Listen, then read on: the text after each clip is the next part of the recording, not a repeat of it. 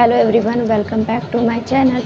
आज हम लोग टीआरई से संबंधित कुछ बात करने वाले हैं, मेनली 4.0 से रिलेटेड, जो कि जल्द ही आने वाला है। अभी नोटिस आई थी कि 10 अगस्त से पहले स्टेट फेज़ 2 की परीक्षाएं ले लेनी है और फिर टीआरई 4 भी होना है। इससे संबंधित हम सारी बातें करेंगे आज की।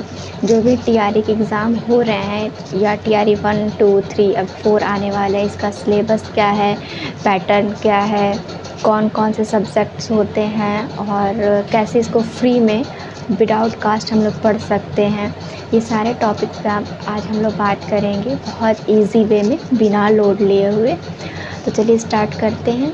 और मेनली ये वीडियो 4.0 के लिए है, जो टीआरई देने वाले हैं उनके लिए ये वीडियो बहुत हेल्पफुल होने वाली है। जिनको लगता है कि सिलेबस कैसे है, क्या है, कैसे मैनेज करना है पूरे सिलेबस को और कहाँ से पढ़ना है, बहुत सारी चीज़ें चलती हैं। क्योंकि अभी अभी हम लोग भी वहाँ से गुज़र के आए हैं, तो हमारे माइंड में भी ये सारी चीज़ें चलती थी कि कोई टॉपिक छूट ना जाए, कौन कौन से टॉपिक पढ़ लें, क्या इम्पॉर्टेंट है, बहुत सारी चीज़ें, कितना पढ़ना चाहिए, नहीं पढ़ना चाहिए। तो इस वीडियो में हम लोग बात करते हैं। चलिए फिर स्टार्ट करते हैं। अगर हम बात करें टीआरई 4.0 के अगर सिलेबस और पैटर्न के बारे में, तो यहाँ पे अलग अलग पोस्ट के लिए अलग अलग जो सिलेबस है या सब्जेक्ट है वो निर्धारित किए गए हैं।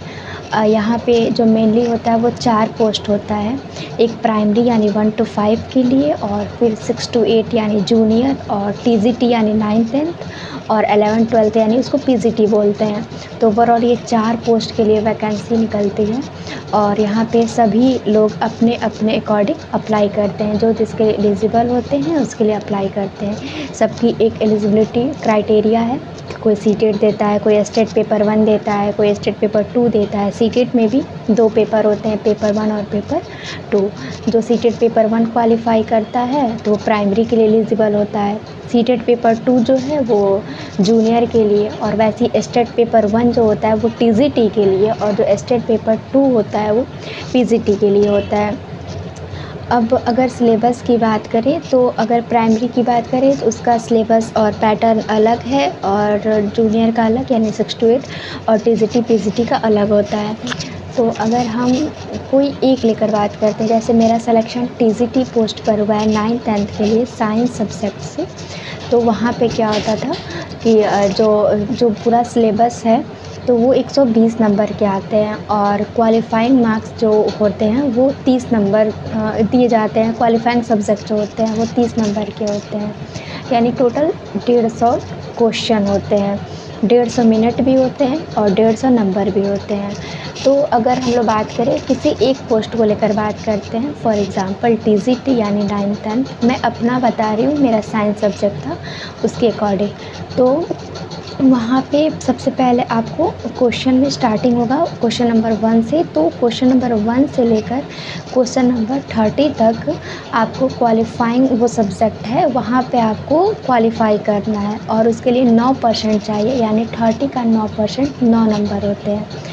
और आपको आउट ऑफ 39 नंबर लाने 9 नंबर लाने 30 मार्क्स में से, जिसमें हिंदी और इंग्लिश दोनों होता है। इंग्लिश के क्वेश्चंस कम होते हैं, लगभग 9-10 इंग्लिश के क्वेश्चन होते हैं और बाकी 20 से 21 हिंदी के क्वेश्चन होते हैं। और उसके लिए आपको बहुत ज़्यादा एक्स्ट्रा प्रिपरेशन नहीं करने की ज़रूरत होती, क्योंकि जो भी इंग्लिश होते हैं मतलब बेसिक होते हैं, और हिंदी में थोड़े से ग्रामर पोर्शन से, और बाकी जो भी पैराग्राफ वाइज दे देगा उसी से क्वेश्चन देगा, उतना आप कर लोगे, सब कर लेते हैं। उसके लिए बहुत प्रॉब्लम नहीं होती है, आराम से आके 9 क्वालिफाइंग मार्क्स है, लेकिन आ जाते हैं 20, 22, 23, 15 से ऊपर ही आते हैं, मतलब बिना पढ़े हुए। आराम से आपको बेसिक नॉलेज है हिंदी इंग्लिश की तो उतने आ जाएंगे।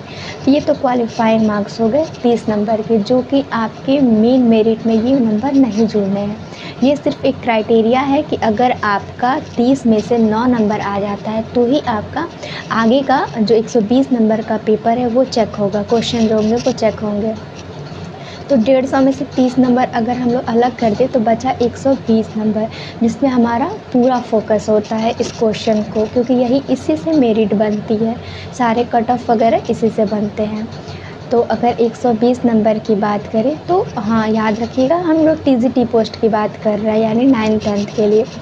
तो वहाँ पे क्या होता है कि 120 को अब आप लोग 2 कैटेगरीज़ में बाँट दीजिए। पहला जीके जीएस का जो पेपर आता है वो 40 नंबर का, और जो आपका अपना सब्जेक्ट है वो 80 मार्क्स का। तो 40 और 80 120।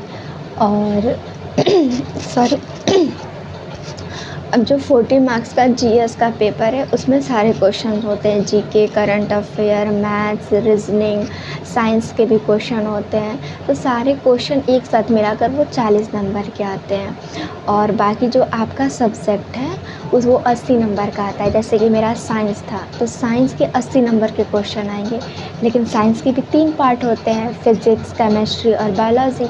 तो वो तीनों मिलाकर ये 80 नंबर बनते हैं। जैसे सबसे 15, 20, 25 क्वेश्चन ऐसे सारे में से मिलाकर रहते हैं, और इस तरह से 80 नंबर के वो क्वेश्चन आते हैं। तो 40 और 80 120 नंबर होते हैं, जिसमें से आपको मतलब कट ऑफ के अकॉर्डिंग मतलब क्या ही कह सकते हैं, सेफ जोन यानी 80 प्लस अगर रहता है तो आपको मतलब सोचने की ज़रूरत नहीं है, मतलब हो जाएगा शायद। मतलब साइंस में तो कितना गया था कट ऑफ, 70 प्लस गया था शायद, और 83 मेरे मार्क्स थे। मतलब हो जाता है, 80 प्लस था मेरा, हो गया था। आने वाले दिनों का कुछ नहीं कह सकते कि कितने कट ऑफ जाएंगे या कुछ भी, लेकिन हाँ मतलब 120 में से आपको 80, 90 प्लस अगर नंबर रहते हैं तो फिर मतलब सेफ जोन है, सब कुछ ठीक है। और बाकी अगर हम लोग बात करें जीएस की तो वो 40 नंबर के होते हैं, जिसमें सारे क्वेश्चन के मिश्रण होते हैं, सारे मिला के होते हैं। और साइंस का अपना 80 नंबर का अलग क्वेश्चन होता है। और अगर पेपर की बात करें तो ये हमारा एक कंप्लीट पेपर होगा, यानी आपको एक पेपर मिलेगा वहाँ एग्ज़ाम हॉल में, और इसमें तीनों होगा लाइन से। तो जो हिंदी इंग्लिश क्वालिफाइंग मार्क्स है उसको पेपर 1 बोलते हैं, और जो जीएस वाला पोर्शन है उसको पेपर 2 बोलते हैं, और जो हमारा खुद का सब्जेक्ट है 80 नंबर वाला उसको पेपर 3 में बोलते हैं। क्यों, हाँ वो जो पार्ट 3, पार्ट 1, पार्ट 2 और पार्ट 3, यानी कंप्लीट पेपर के 3 पार्ट, एक क्वालिफाइंग मार्क्स 30 नंबर वाले वो पार्ट 1, और जो जीएस है वो 40 नंबर यानी पार्ट 2, और जो अपना सब्जेक्ट है वो पार्ट 3 वो 80 नंबर के। तो इस तरह से ये हमारे क्वेश्चंस पेपर होते हैं जिन्हें हमें अटेम्प्ट करना होता है, और बाकी आपकी प्रिपरेशन पर डिपेंड करता है कि आपका कौन सा पोर्शन ज़्यादा स्ट्रॉन्ग है। जैसे अगर सिर्फ जीएस पढ़ते रह गए तो भी दिक्कत होगी, क्योंकि जीएस कितना भी पढ़ लो करना तो 40 नंबर का ही है ना। सिर्फ 40 नंबर के क्वेश्चन अटेम्प्ट करने हैं, आप 40 में से आउट ऑफ 40 नहीं ला सकते। बहुत सारे क्वेश्चन होते हैं जो छूट जाते हैं करंट अफेयर के, जो नहीं मालूम होते हैं। लेकिन जो आपका अपना सब्जेक्ट है 80 मार्क्स का, उस पर बहुत ज़्यादा फोकस होना चाहिए, क्योंकि कई बार जीएस पढ़ते रह जाते हैं और अपने सब्जेक्ट को ध्यान नहीं देते हैं। तो अपने सब्जेक्ट पे पूरा फोकस करना होता है कि 80 में से 70 बन जाए, 65 बन जाए, 68 बन जाए। अगर 70 इससे बनते, उससे 20-25 बनते, ऐसे ही 95 हो जाएगा। लेकिन हाँ मतलब जो भी हो रेशियो, जैसे जीएस में मेरे तो ऐसे ही कुछ बने थे, उसमें 25-25 बने थे, और इसमें भी शायद 68-69 बने थे। लेकिन पहले 89 मार्क्स हो रहे थे जब आंसर की नहीं आ रहा था फाइनल वाला, तो लेकिन बाद में आंसर भी कई बार आता है, प्रोविज़नल आंसर की, फाइनल आंसर की, फिर कुछ अगर उसमें त्रुटि रह जाती है तो फिर आता है। तो मेरे 83 बन रहे थे उस समय टीआरई 3 में। तो ऐसे ही रहता है, सिलेबस यही है, पैटर्न है। और बाकी आपकी जो पढ़ाई है वो जीएस वगैरह यूट्यूब पे बहुत सारे फ्री क्लासेस आते हैं, तो वहाँ से आप लोग पढ़ सकते हैं। बाकी एनसीईआरटी को फॉलो करिए, वहाँ से क्वेश्चन आपको ज़रूर मिलेंगे। और आज की वीडियो में हम लोग टीजीटी पोस्ट के बारे में सारी चीज़ों को जाने हैं, समझे हैं। अगर इसमें आपको कोई भी चीज़ ऐसे लगी जो आपको ना समझ में आया हो तो मुझे कमेंट ज़रूर करिएगा। और हाँ, अगर मेरे चैनल पे आप नए हैं तो मेरे चैनल को लाइक, सब्सक्राइब और शेयर ज़रूर करिए। Thank you.